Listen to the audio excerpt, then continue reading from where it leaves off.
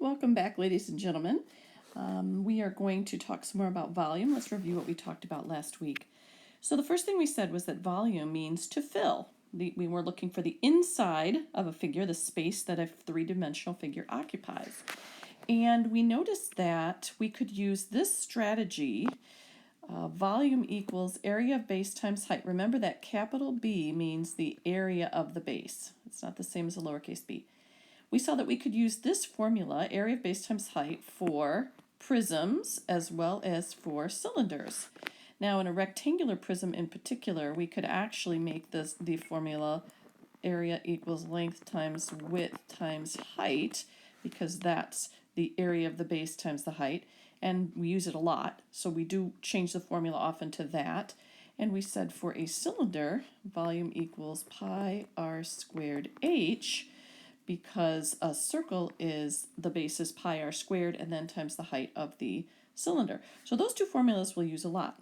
But we also said, if you recall, that all of these figures and many more, as a matter of fact, any prisms whatsoever, will use this formula, as well as all cylinders.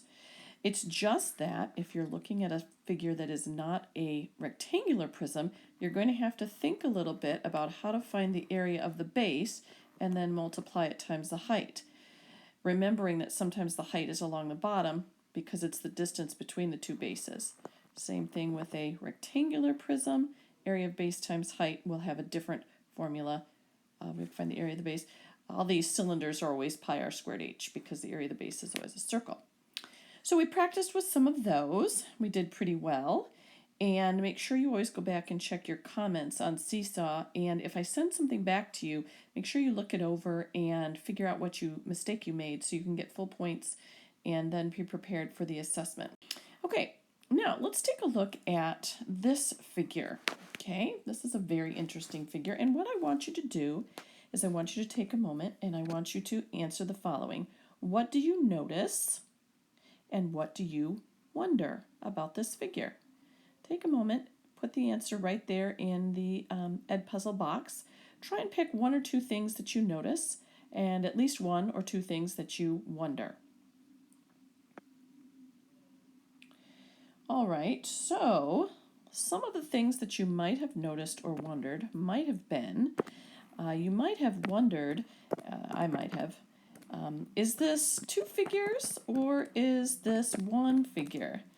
Because it kind of looks funny. All right. You also might have wondered, why are there two colors to this figure? Okay, if it's one or if it's two, why are there two colors? All right, those are very good questions.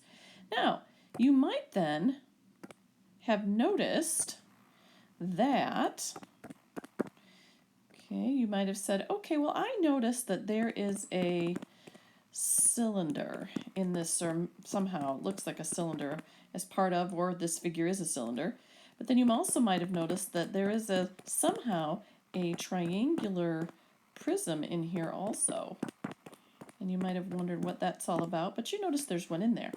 Okay, those are very good notice and wonders.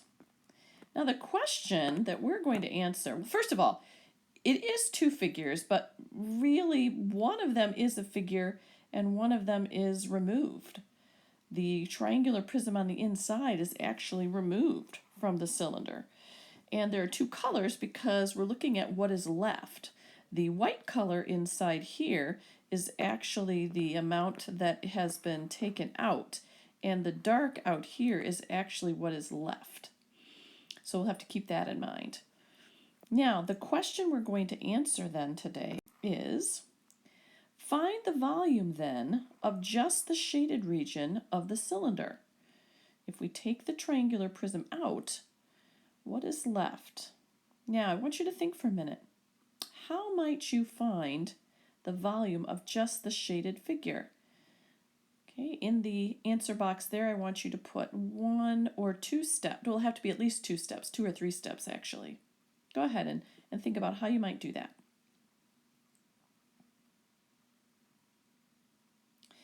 All right, good. Let's take a look at the strategy that we're going to use, although there are different ways to do it. Okay, the first thing we're going to do is we're going to find the volume of the whole cylinder.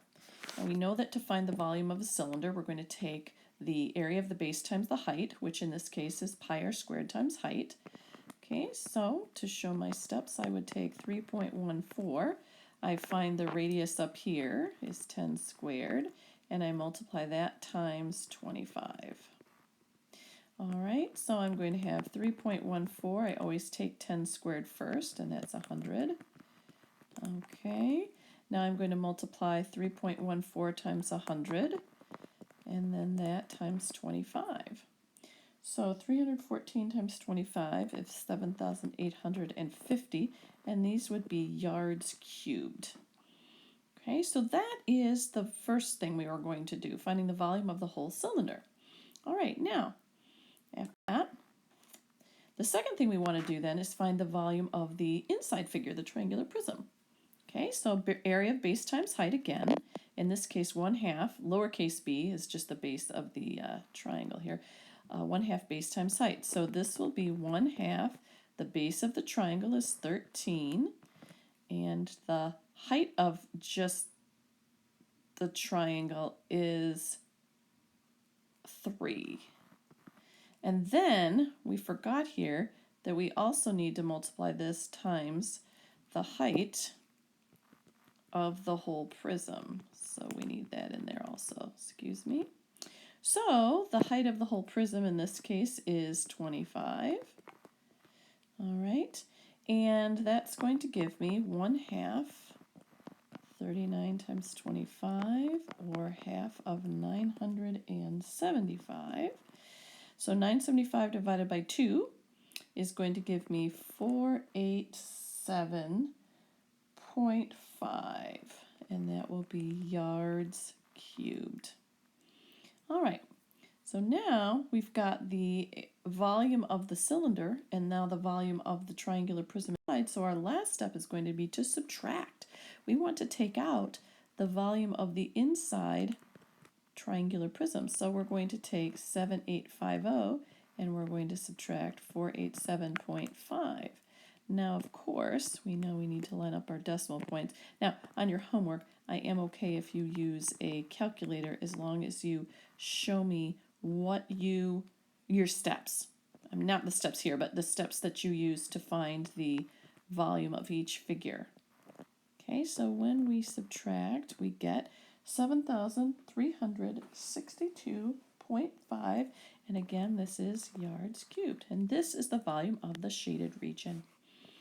All right, very nice. Now you are going to be doing some of these, just I think 2, for homework. I do want to just clarify that the steps I've written here might not be cylinders, prisms, the shapes might be different, but it's similar, that you're going to find the volume of the whole thing and subtract out what we're taking out inside. Okay, so the next thing you're going to do is you are going to go to Seesaw, and there's an activity there for homework. There are 2 pages. There's a problem on each page. Make sure you do both. Again, I give you the answer like I have been doing. You have to show me the correct steps. Be sure also to check your grade as posted on Google Classroom. Some of us did not get all of our work in last week. You can see me or go back and find the work that you missed and turn it in. But please make sure you do that. If you have any questions, see me during office hours that are posted on Google Classroom or email me. And then just so you know, Wednesday of this week, we are going to be doing another Ed puzzle and some Seesaw homework, similar to this. And then Thursday, we'll be done with our volume the way we're doing it here, and you'll have an assessment on that will be a Google form. Okay? All right. So go ahead and take on the rest of your homework.